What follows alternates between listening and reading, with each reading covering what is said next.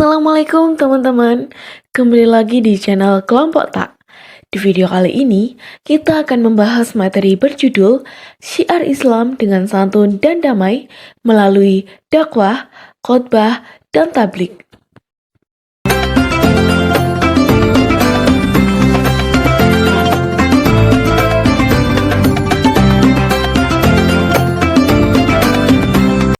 Selanjutnya, kita akan memasuki materi yang pertama, pengertian dakwah.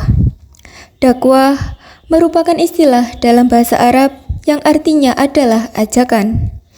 Dakwah merupakan suatu kegiatan yang memiliki sifat menyerukan, mengajak, serta memanggil manusia untuk beriman serta taat kepada Allah, Tuhan semesta alam, sesuai dengan akidah, akhlak, serta syariat Islam dengan penuh kesadaran dan secara terencana. Materi yang kedua, keutamaan dakwah. Allah Subhanahu wa Ta'ala memerintahkan manusia untuk berdakwah atas syiar Islam. Perintah ini ada di dalam Al-Quran, Quran Surat Al-Ahzab. Allah Subhanahu wa Ta'ala berfirman, yang artinya, wahai Nabi Muhammad, sesungguhnya kami mengutus engkau untuk menjadi saksi, pemberi kabar gembira, dan pemberi peringatan, dan untuk menjadi penyeru kepada agama Allah dengan izinnya serta sebagai pelita yang menerangi.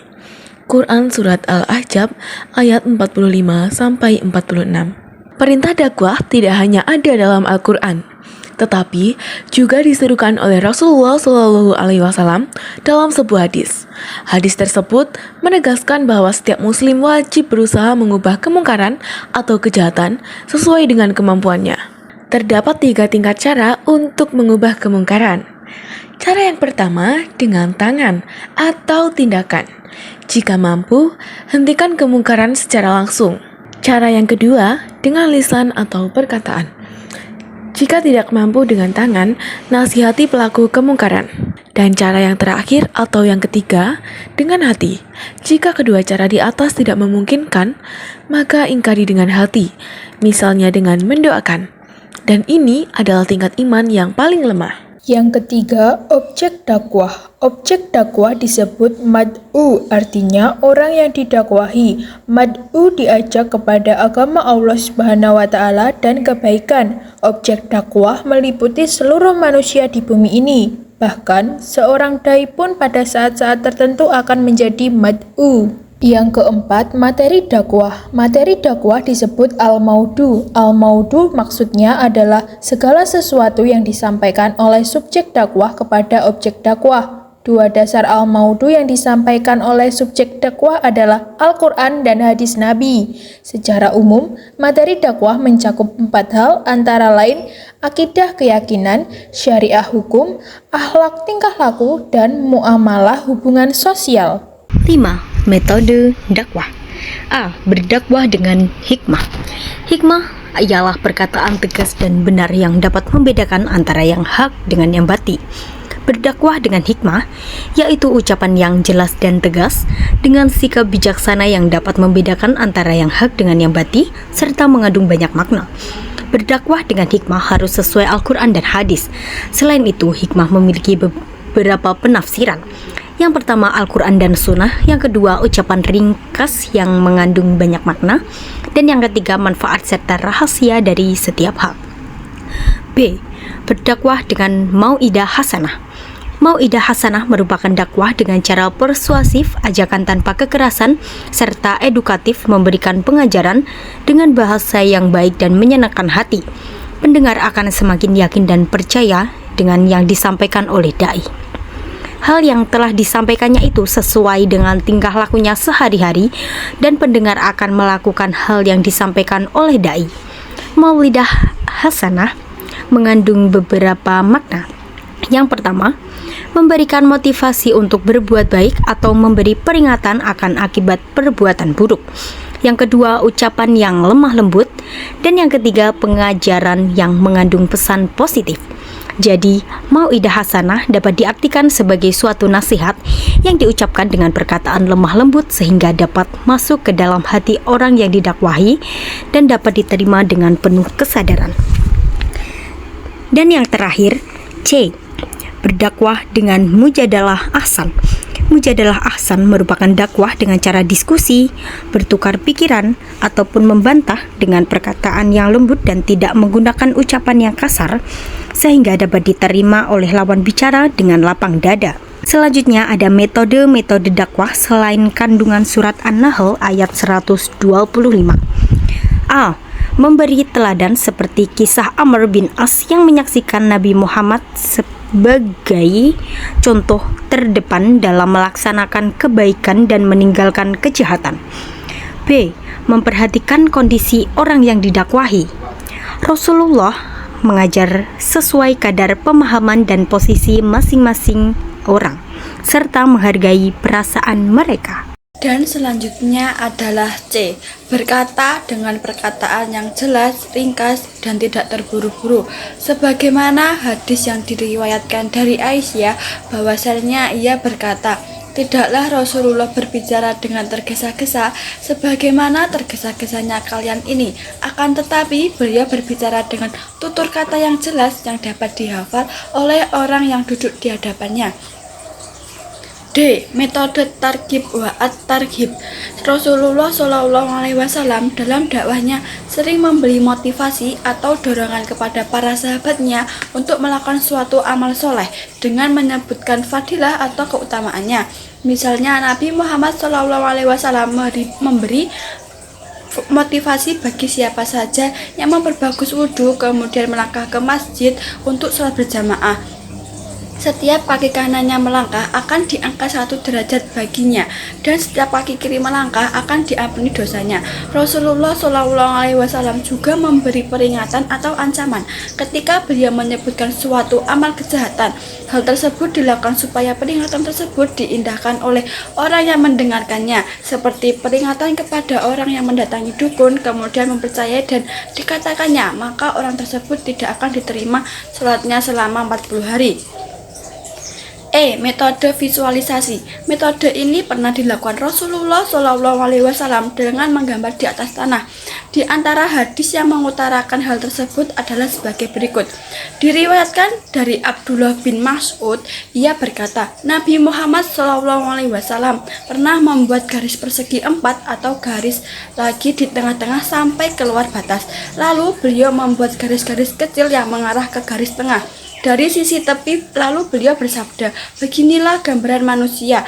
Garis persegi 4 ini adalah ajal yang pasti menimpanya, sedangkan garis yang keluar batas ini adalah angan-angannya.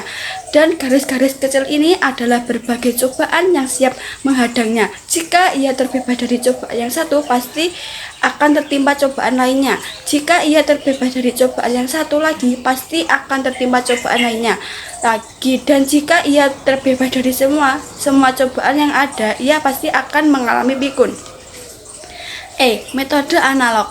Menggunakan metode analog atau perbandingan dalam dakwahnya, terutama dalam permasalahan penetapan hukum. Misalnya dalam hadis berikut diriwayatkan dari Sa'ad bin Abi Waqqas, ia berkata, aku pernah mendengar Nabi Muhammad SAW ditanya tentang menjual kurma kering dicampur dengan kurma basah. Beliau kemudian bertanya kepada orang yang ada di sekeliling beliau, apakah kurma yang basah itu akan berkurang apabila sudah kering? Mereka menjawab, ya, maka beliau pun akhirnya melarangnya. G. Metode tasyib. Metode tasyib atau rumpamaan biasa Rasulullah SAW guna untuk menjelaskan hal sifatnya abstrak, dan beliau ibaratkan dengan hal yang sifatnya konteks yang bisa ditemui oleh para sahabat dalam kehidupan sehari-hari. Metode ini dipandang cukup mudah dan mempercepat pemahaman bagi mereka untuk mengetahui hal-hal sifatnya abstrak. H. Berdakwah menggunakan media teks. Dakwah tidaklah selalu dilakukan dengan cara ceramah, kajian, dialog, dan sejenisnya. Akan tetapi, dakwah dapat dilakukan dengan berbagai cara, seperti melalui media teks. Berdakwah dengan media ini pernah dilakukan oleh Rasulullah SAW ketika beliau mengajak para penguasa negeri-negeri di sekitar Zair Arab, tentunya dengan menulis surat dan mengutus para sahabatnya untuk mengirimkan kepada para penguasa tersebut supaya mereka memeluk Islam. Metode bercerita. Bercerita merupakan metode yang sering digunakan oleh para dai. Hal tersebut karena metode ini dianggap akan lebih membengkas bagi jiwa orang-orang yang mendengarkannya, seperti lebih menarik perhatian mereka. Pengertian khutbah. Khutbah secara bahasa berasal dari bahasa Arab khataban yahutub khutbatan yang artinya ceramah atau pidato. Secara istilah, khutbah adalah kegiatan menyampaikan segala hal tentang perintah Allah Subhanahu wa taala dan larangannya serta mengajak kepada kemaslahatan. Khutbah juga memiliki makna memberi peringatan, pembelajaran dan nasihat. Yang selanjutnya adalah yang kedua, syarat menjadi khatib, yaitu yang pertama, muslim laki-laki, balik, berakal, berakhlak baik, dan bukan ahli maksiat. Yang kedua, mengetahui dan memahami ajaran Islam. Yang ketiga, mengetahui syarat dan rukun khutbah Jumat. Dan yang keempat, yaitu dapat membaca ayat Al-Quran, hamdalah, syahadat, dan doa dengan baik, serta mampu berbicara di depan umum dengan bahasa yang jelas dan mudah dipahami. Yang ketiga yaitu syarat sah khutbah Jumat. Yang pertama, waktu. Khutbah Jumat dimulai setelah masuk waktu zuhur.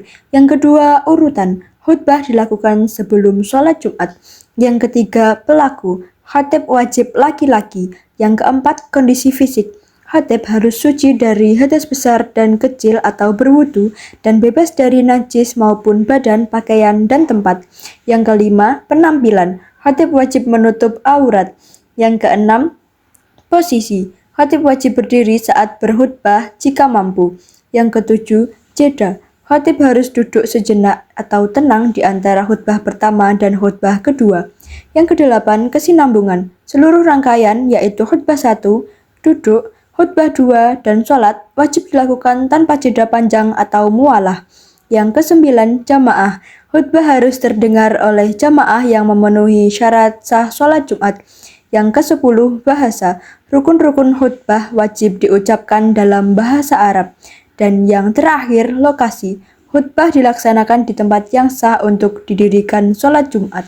Dan yang keempat yaitu rukun khutbah Jumat. Yang pertama, membaca puji-pujian kepada Allah Subhanahu wa taala yaitu hamdalah di kedua khutbah. Yang kedua, membaca sholawat kepada Nabi Muhammad SAW di kedua khutbah. Yang ketiga, berwasiat takwa kepada Allah Subhanahu wa taala di kedua khutbah. Yang keempat, membaca ayat suci Al-Quran minimal di salah satu khutbah.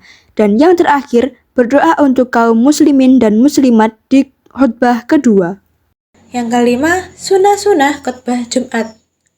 Amalan-amalan ini apabila dikerjakan akan mendapatkan pahala. Jika ditinggalkan tidak mendapat apa-apa. Berikut sunnah-sunnah saat berkhutbah. A. Khatib duduk dahulu setelah salam pembuka hingga muazin selesai azan. B. Khutbah dilakukan di atas mimbar atau tempat yang lebih tinggi. C. Khutbah disampaikan dengan bahasa yang fasih, jelas, sederhana, mudah dipahami, dan disampaikan dengan semangat. D. Khatib menghadap ke jamaah ketika berkhutbah. E. Memendekkan khutbah dan memperpanjang sholat Jumat. Rasulullah Shallallahu Alaihi Wasallam bersabda, maka panjangkanlah sholat dan pendekkanlah khutbah. Sesungguhnya di antara untaian kata yang indah itu ada daya penarik bagaikan sihir. Hadis riwayat Muslim. F. Tertib dalam rukun-rukun berkhutbah. Dan yang terakhir, khatib segera turun setelah selesai khutbah, baru kemudian iqamah. Selanjutnya, C. Tablik. Yang pertama, keutamaan tablik. Tablik secara bahasa artinya menyampaikan. Secara istilah, tablik artinya menyampaikan, menyeru, dan mengajak manusia mengikuti agama Islam. Orang yang melakukan tablik disebut sebagai mubalik atau mubalighah. Pada dasarnya, kegiatan tablik bertujuan agar sebuah informasi tentang ajaran agama Islam dapat masuk dan sampai kepada objek dakwah melalui lisan dan tulisan. Tablik juga memiliki dua kedudukan dalam sistem dakwah, yaitu sebagai bagian dari sistem dakwah dan sebuah operasional dakwah. Berikut penjelasannya. Yang pertama, tablik sebagai bagian dari sistem dakwah. Tablik merupakan salah satu unsur utama dalam sistem dakwah, yaitu penyampaian ajaran Islam kepada masyarakat. Namun ada beberapa unsur dakwah yang tidak terdapat pada tablik. Misalnya, adanya media pendukung dakwah sebagai perantara penyampaian materi. Yang kedua, tablik sebagai operasional dakwah. Tablik juga berperan sebagai kegiatan praktis atau tindakan dakwah, yaitu sebagai proses penyampaian pesan Islam secara lisan atau berupa tulisan. Fungsi tablik. Yang pertama, fungsi tablik bagi makhluk objek tablik, yaitu menanamkan pemahaman tentang urusan agama. Yang kedua, fungsi tablik dalam berkegiatan tablik, yaitu menguatkan tablik, jiwa, akal, dan kehidupan manusia. Yang ketiga, fungsi tablik terhadap mubalik, yaitu memperbanyak kesempatan untuk beramal serta dapat menahan berbagai cobaan. Yang selanjutnya yaitu syarat mubalik, antara lain beragama Islam, berakal, balik, dan bisa memahami ajaran Islam secara mendalam. Yang terakhir terdapat etika dalam menyampaikan tablik. Yang pertama, materi dakwah disampaikan dengan dasar hukum yang kuat dan jelas sumbernya. Yang kedua, tidak menghasut orang lain untuk berselisih. Yang ketiga, bersikap lemah lembut dan tidak merusak akidah.